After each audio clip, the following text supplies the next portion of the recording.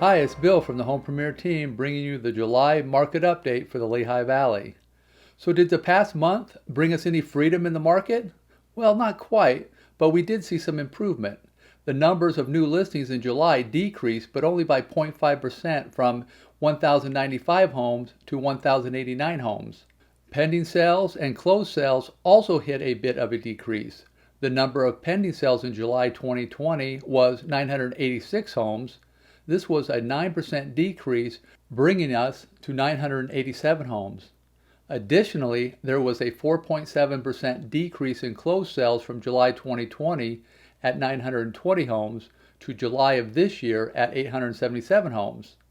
The number of days on market had quite a spark, only 13 days on the market compared to 33 days in 2020. That was a decrease of 60.6%. Continuing to go off like fireworks has been the average sale price of homes, which has grown consistently in 2021.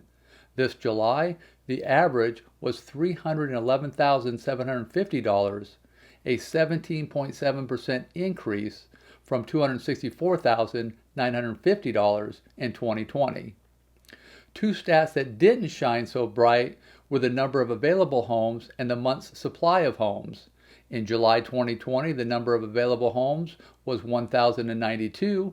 This July, the number dipped 18% to 895 homes.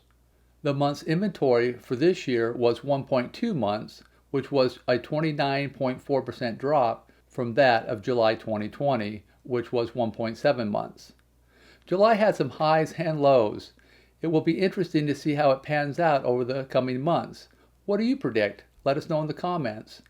Thanks for watching, and be sure to like, subscribe, and hit the bell button so you don't miss the next update.